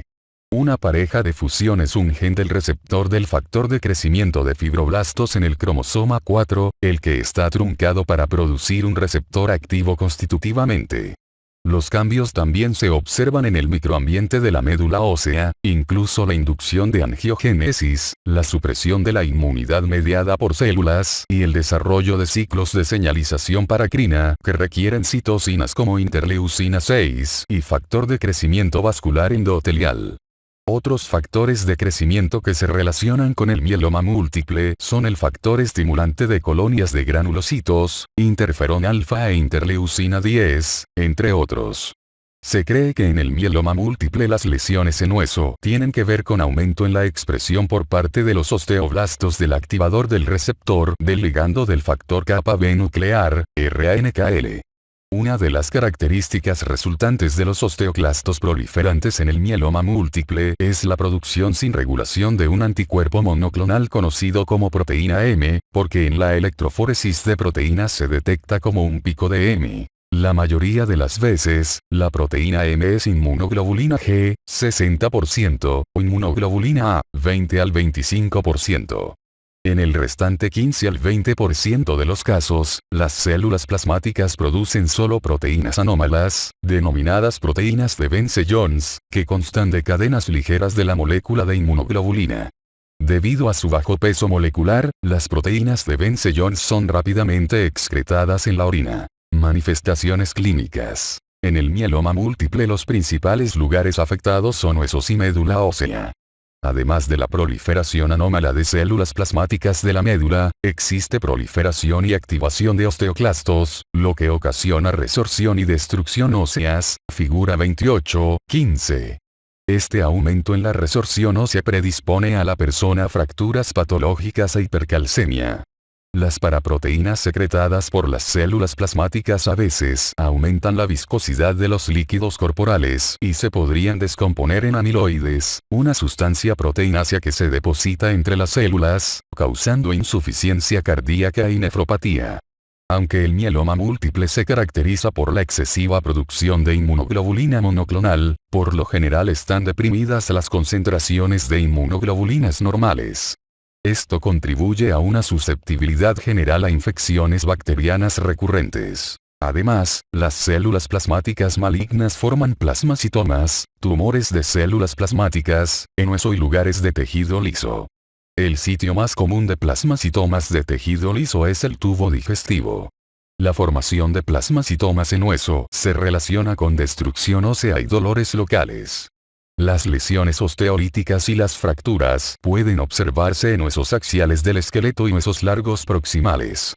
De manera esporádica, las lesiones afectan la columna vertebral, lo que ocasiona colapso de las vértebras y compresión de la médula espinal. El dolor óseo es uno de los primeros síntomas que se manifiestan en cerca de 3/4 partes de todos los individuos diagnosticados con mieloma múltiple. La destrucción ósea también daña la producción de eritrocitos y leucocitos, y predispone al paciente a anemia e infecciones recurrentes. Muchas personas experimentan adelgazamiento y debilidad. Se presenta insuficiencia renal en casi la mitad de los pacientes con mieloma múltiple, además de manifestaciones neurológicas causadas por neuropatía o compresión de la médula espinal. Diagnóstico y tratamiento. El diagnóstico de mieloma múltiple se basa en manifestaciones clínicas, pruebas de sangre y examen de la médula ósea. La triada clásica de plasmacitosis de médula ósea, más del 10% de células plasmáticas, lesiones líticas en hueso y el pico de la proteína M en suero o la presencia de las proteínas de Vence-Jones en la orina, es definitiva para el diagnóstico de mieloma múltiple. Las radiografías óseas son importantes para establecer la presencia de las lesiones óseas. La anemia es casi universal. Otros hallazgos de laboratorio son hipercalcemia y velocidad de sedimentación de eritrocitos elevada, así como signos de insuficiencia renal. El tratamiento de mieloma múltiple está cambiando con rapidez. Durante varias décadas, melphalan, un fármaco alquilante, y prednisona han permanecido como piedra angular en el tratamiento de esta enfermedad. La exposición acumulativa a melphalan se relaciona con un aumento en el riesgo de toxicidad de médula, como mielodisplasia, leucemia aguda y producción deteriorada de células madre. Esta es una consideración importante en personas que son candidatas a trasplante de células madre autólogo. La adición de antraciclinas, otros fármacos alquilantes e interferón ha mejorado muy poco los resultados del tratamiento. La incorporación de nuevas clases de medicamentos ha implicado un cambio en los regímenes de tratamiento anteriores, sin que se hayan excluido los enfoques tradicionales. En trasplante autólogo de células madre, las dosis altas de quimioterapia constituyen el tratamiento apropiado de primera línea en el caso de personas menores de 70 años de edad con diagnóstico reciente de mieloma múltiple. El trasplante halogénico proporciona periodos prolongados sin enfermedad y cura potencial, pero a un alto costo de mortalidad relacionado con el tratamiento. Debido a esto, se podrían realizar mini trasplantes usando quimioterapia no mielodepresora para conseguir inmunodepresión suficiente para permitir el injerto del donador y evitar el efecto injerto contra tumor. Resumen. Los linfomas, linfoma no hodgkiniano y linfoma de Hodgkin, son neoplasias malignas de células nativas de tejido linfoide que se originan en las estructuras linfoides secundarias, como los ganglios linfáticos y tejido linfoide difuso asociado a mucosas. Los linfomas no hodgkinianos son un grupo de trastornos neoplásicos que se originan en los tejidos linfoides, por lo general en los ganglios linfáticos. Son multicéntricos en su origen y se diseminan de manera precoz a varios tejidos linfoides de todo el organismo, en especial del hígado, vaso y médula ósea.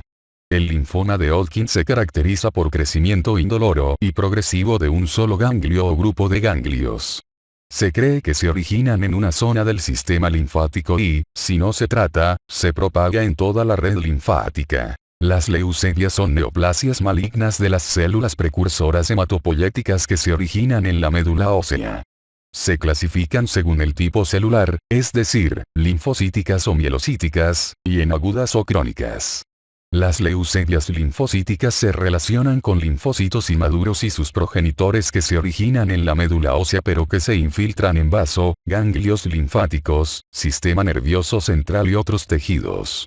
Las leucemias mielógenas se vinculan con las células madre mieloides pluripotenciales en médula ósea y obstaculizan la maduración de todos los elementos formes de la sangre, incluso granulocitos, eritrocitos y trombocitos. Las leucemias agudas, es decir, leucemia linfoblástica aguda, que afecta sobre todo a niños, y leucemia mielógena aguda, que se presenta sobre todo en adultos, inician de manera abrupta con síntomas de función deprimida de médula ósea, anemia, cansancio, hemorragias e infecciones. dolor de huesos y linfadenopatía generalizada, esplenomegalia y hepatomegalia.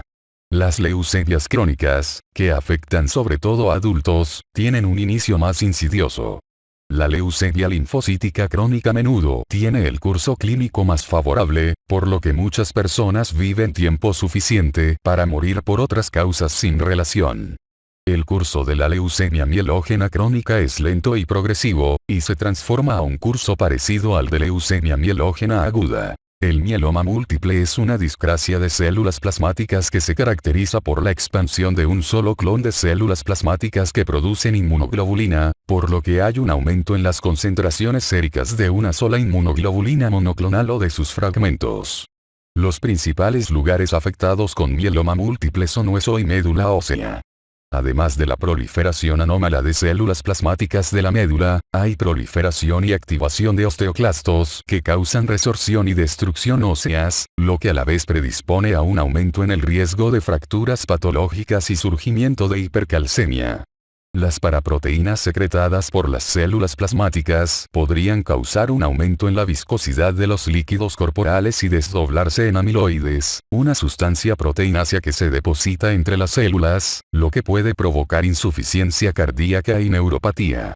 La afectación de la médula ósea incrementa el riesgo de contraer infecciones, debido a la inmunidad humoral mediada por células deprimidas, y anemia, dada la producción deficiente de glóbulos rojos.